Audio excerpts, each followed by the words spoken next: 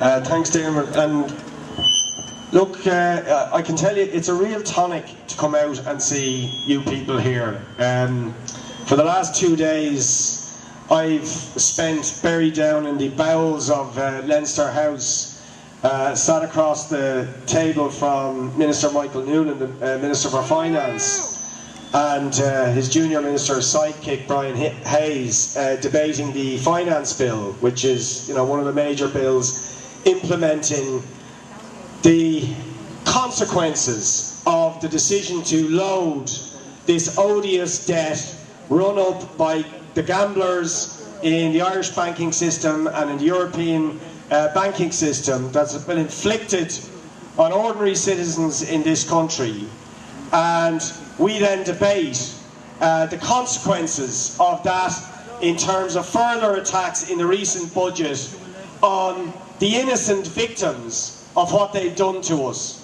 Whether those victims, as in the most recent budget, are the elderly who have their medical cards taken off them, whether those victims are chronically ill and sick people who will have their discretionary medical cards taken off them, whether they are the young people who've had their social welfare slashed to the point that they are leaving the country in droves, many of whom will never come back, but certainly presenting a massive loss of the energy, the enthusiasm and the education that we desperately need to get us back on our feet. And the government are passing measures that are just pointing them to the door and saying go, whether it is the utterly despicable decision to take the telephone allowance off the elderly, or the utterly obnoxious decision to take the bereavement grant off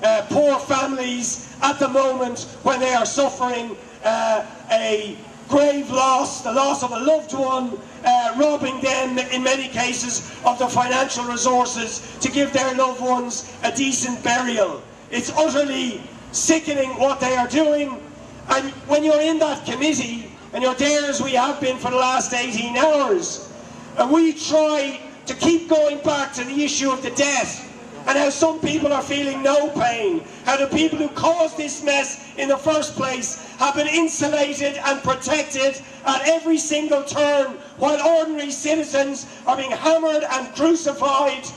The blank stares from Noonan and Hayes, the indifference, the laughing and the sniggering, the chattering among themselves, because they just think, sure, that's old hat. That's all, forget about that. We've had that discussion. That's done and dusted, and we've just got to deal with reality. That's the way they look at it. And the reality, as far as they're concerned, real politics is we have to pay off this debt, and if it means suffering for ordinary people, well, that's it. That's it. And of course, they can do that because overwhelmingly they are themselves insulated from the consequences of their decisions, and the people they represent, the big corporations, the bankers, the very wealthy, they're insulated. They don't feel the pain. They've never had to worry about the cost of burying a loved one. They've never had to worry about the cost of paying a telephone bill. They never had to worry about the cost of going to hospital, putting their kids through school, or putting a roof over their head. They don't have to worry about those things, so they don't feel your pain. It's as simple as that. And so the cost of unloading odious banking debt on you, it's a book exercise. It's an accountancy thing. It's not about reality. So they are completely insulated from what ordinary people are going through.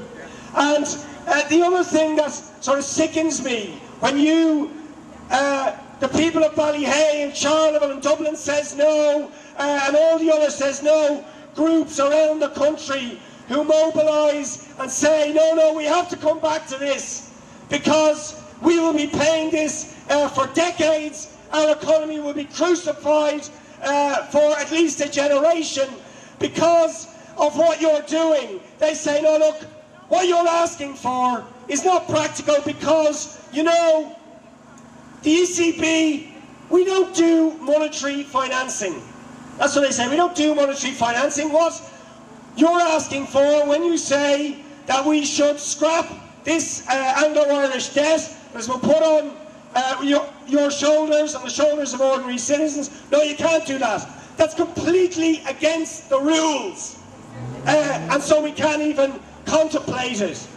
But of course, it's not true that the ECB doesn't do monetary financing, or that our government doesn't do monetary financing and write down debts for certain people.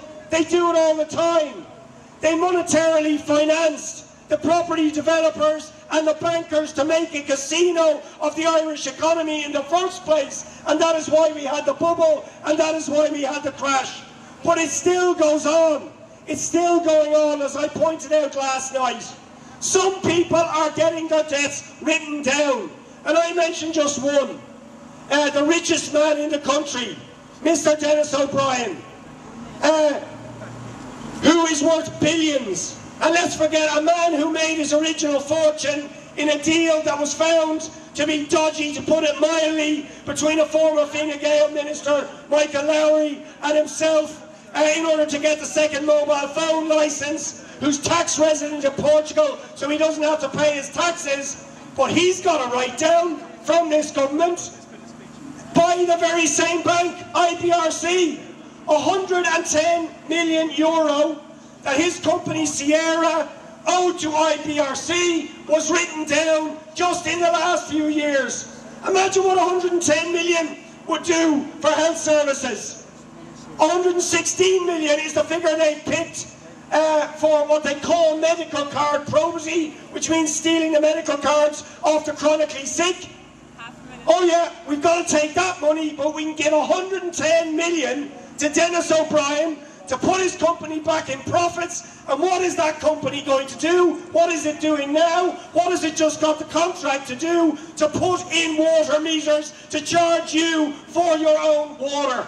You couldn't make this stuff up. And of course, the other company of his that got to write down our favourite media outlet, independent newspapers, got 100 million of its debts written off to keep it in business. Jesus Christ, you couldn't believe it. And yet they are so brazen.